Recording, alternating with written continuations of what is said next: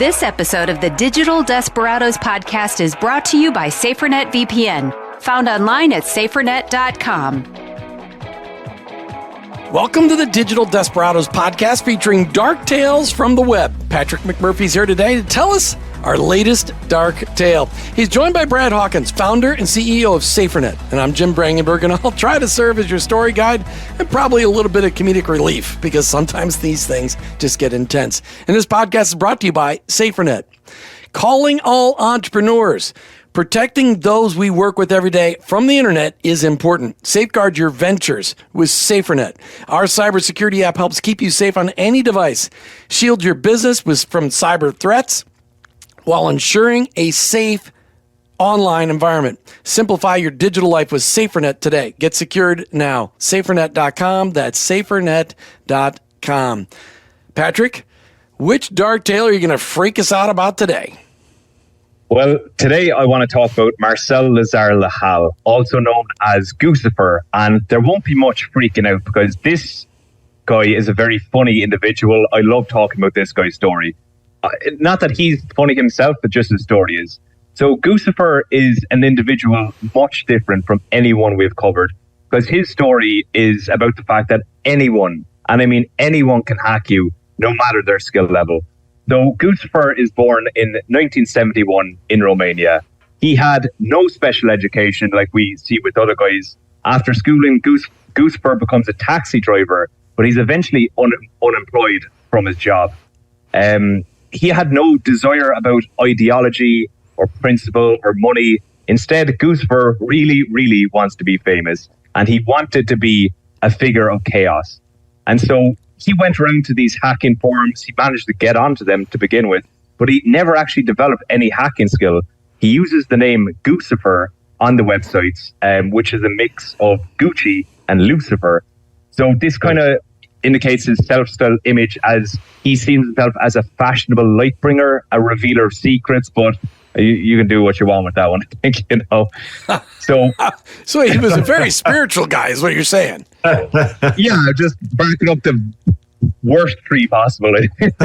So it's like the devil wears Prada, Lucifer wearing Gucci, Guccifer. I think so. And so Guccifer has very little technical skill, but what Guccifer does have is a severe amount of patience and soft skills online that not a lot of people have. And so from 2012, Guccifer starts hacking minor social media accounts. And you'll see how he does this when we come across his big first one. So February 2013, Guccifer spends days, and I mean days, Googling the Bush family. Sincerely, this guy is just Googling the Bush family. He finds out as much information as he possibly can on the surface level web. Again, just from Google. So using all this information, Guccifer tries to do a password reset on the AOL account of Dorothy Bush, which is George W.'s sister. All he's doing here, he's guessing the answers to secret questions that you ask when you get a password reset. And he ends up accessing her email just by doing this. Gosh. Yeah. And so I can't even guess my answers. Exactly. Right. This is the thing. And so out the gate, he's there with a load of private information about the Bush family, including photos, private details, who was in hospital at the time. And so he circulates these around the web with the signature of Guccifer. And so this guy immediately becomes a minor celebrity in the hacking world. Another reason to make sure. I mean, Brad, if I've got SaferNet on my computer, can guys come in and get access to all the secret information on my computer? Well, to get in the way that he's getting in, I don't know if we would stop that. Because he knows all the secret answers. Because he's legitimately accessing it the way that the program is designed to, and he's just studying, probably doing everything he can to study who the Bushes are, and grandma's maiden name type thing, and coming up with the answers. And so now there will be some things that he wouldn't be able to do with SaferNet on it, but the way he was accessing it, I think that he would be able to get through. And that's another reason why. And Brad, sorry, SaferNet can't be the hero in this story, but yet it's a great learning tool for all of us, because I see these posts on Facebook all the time where people saying, "Hey, tell us your favorite book. Hey, tell us your favorite place to vacation. Hey, tell us where you went to school." And what they're doing is those surveys are gathering this kind of information for people, because those are the kinds of questions people ask when they're saying, "Hey, give us your security questions that we can ask." And they often are on Facebook posts. So just another reason to be careful, Patrick, right? Exactly. And I mean, with Guccifer, this guy has turned heads in the hacker community. People are asking, who is this guy? How did he hack the bushes? But, in reality, he was just a patient man with Google and a lot of guesswork. But it doesn't just end with the bushes. So Guccifer then turns to politicians in his home Romania, and then other big figures in the US. So his next big hit in the US is Colin Powell, his personal website and his email. He leaks all Colin Powell's correspondence to other media sites. And so after Powell, Guccifer, the list grows with Guccifer. So we're looking at a U.S. senator, a senior UN official, members of the Rockefeller U.S. family. Senator, quote unquote, Lisa Murkowski, quote unquote, Lisa Murkowski. Yeah. Former FBI and Secret Service agents, a CBS sportscaster, two members of the Council on Foreign Relations, and a former Miss Maine, oddly. So it's an interesting list. He messed with the wrong people. He got the Council on Foreign Relations people, and that's Illuminati stuff. He should have been very careful there. That's bad. Bad idea. Goodness, yes. and again, guys, like, this guy is just guessing answers to past request questions because he's Googling them. It's insane.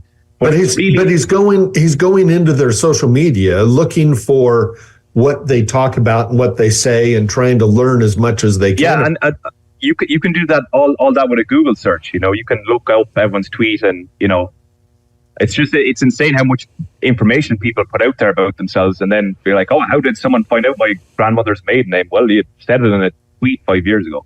Yeah. But really, it's amazing what we just give up. Do we just tell people, and we think we're telling our best friends on Instagram or Facebook or wherever you happen to be on your social media, but you're revealing truths about yourself that somebody like this can take and use against you. Yeah, exactly. And one of the biggest hacks that made political waves in the US was he hacked the email of Sidney Blumenthal, who's the former aide to President Bill Clinton. And so this is a messy one, because what Guccifer finds memos sent to Hillary Clinton about Libya. More specifically, it covers all the details around the September 2012 Benghazi attack. And so this also revealed that Hillary was using several unknown email addresses for official businesses. So Guccifer kind of sunk Hillary Clinton. Wow. This man with Google sank Hillary Clinton. But so just a year after this, Guccifer actually gets tracked down by the Romanian authorities because of his own attacks in Romania. But he'd also been using really very bare bones protection to hide himself. He was just spoofing his IP, like he would if you're using a geolocation and you want to appear in another country. He was he didn't know he had to use like proper protection against the authorities, but he learned, because he got arrested in Romania, wanted by the US, and he got extradited to America. He ticked off the wrong lady, because people that got in Hillary's way, they disappeared. I can't wait to hear that. Exactly. Here's a long list of those. Business owners, listen up. Don't tick off the wrong people. Criminals and search engines do not need to know everything about you on the internet, because they do know everything you've got on the internet. Google knows everything. SaferNet ensures your company's safety with its powerful cybersecurity defenses. Explore the Control Center dashboard for seamless management of all the people in your company. Shield your workforce from inappropriate web content using 200 internet filters, 84 website filters. Trust SaferNet VPN for when you go on road trips for work. I mean, just everywhere you go, you have a path to worry-free online operations. Get secured now. Sign up at safernet.com. That's safernet.com. All right, so Guccifer ticks off Hillary. Exactly, and he gets sent to the U.S. and extradited. Not only Hillary, but the people in the Council of Foreign Relations. I mean, that's and the former Miss Maine. Don't forget about that. She was probably the least of his worries, but you check out the CFR people. I'm thinking that was not a wise choice. That was you're stepping in quicksand there for sure. Mm-hmm. Exactly. But so September the 1st, 2016, he gets Guccifer gets sentenced to prison. Only 52 months in prison. He actually hadn't done anything too wrong. He's not stealing. He's just accessing. Yeah, basically, he's just accessing. So he's not making any money on this. Is that right?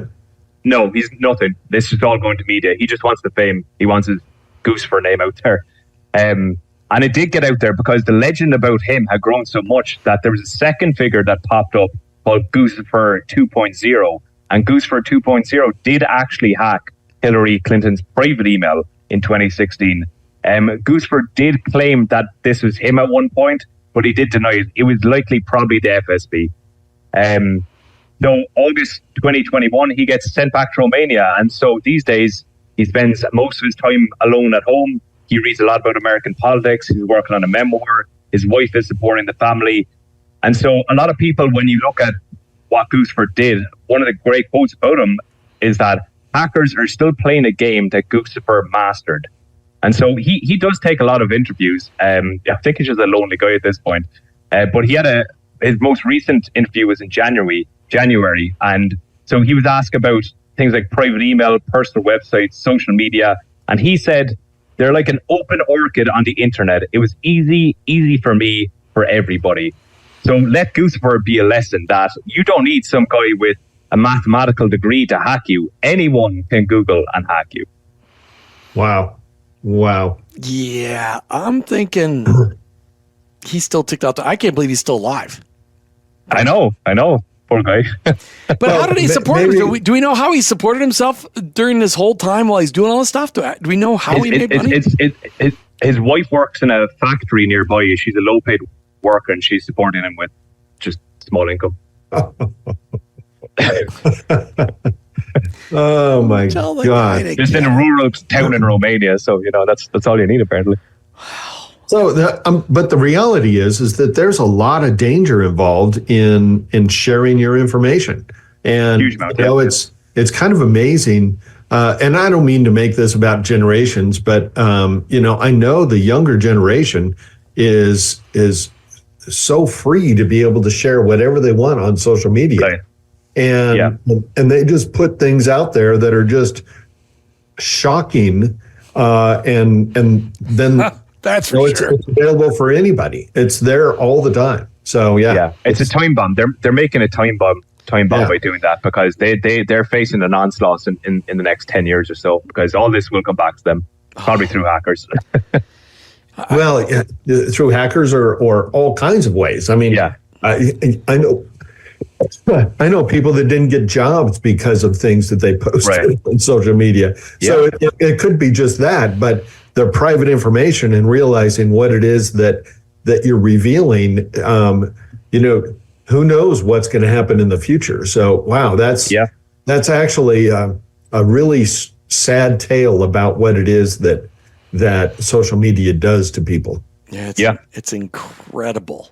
Just absolutely incredible. But Patrick, you never cease to amaze me. These people, although I would have liked to know, I mean, is a guy, didn't you say he was a taxi driver at the beginning? No, what did you say he was doing at the beginning? Yeah, he was a taxi driver and he became unemployed. I don't think he could hold down the job. Maybe he's working for Uber today or Lyft or something like that in Romania. He was spending too much time online is what he was doing. He wasn't showing up to work. I mean, I feel bad for the guy and I'm just impressed by him because honestly, hacking all those big names, that's off to the man. It's hilarious. I mean, just It's unbelievable. Well, all right.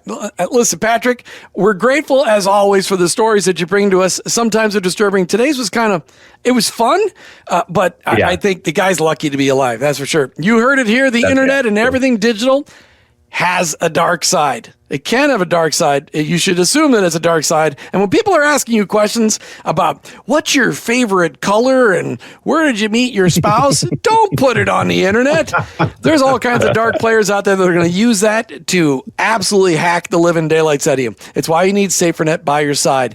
VPN, antivirus, internet filters, website filters, so much more. An incredibly powerful console.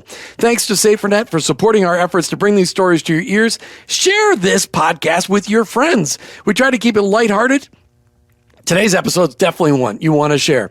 But for your own security and the security of those you love, don't share attachments from people that you don't trust or maybe you don't even know. And certainly don't send on links. You just got to be careful. Click only on the attachments you trust from those you trust and delete the rest or you may become the next victim. And don't put those Facebook posts out there and tell people all your secrets. You're going to become the next victim of a digital desperado. This episode of the Digital Desperados podcast is brought to you by SaferNet VPN, found online at safernet.com. If it's easy to use, you'll use it. What if you had one place to monitor all the internet activity of everyone in your family? Attention, I Work for Him listeners. Safeguard your business and family with SaferNet VPN. We deliver top-notch cybersecurity with a user-friendly approach. Protect sensitive data with a virtual private network and shield loved ones from harmful content with 84 internet filters. Choose SaferNet VPN for peace of mind. Get secured now. Sign up with safernet.com. That's safernet.com.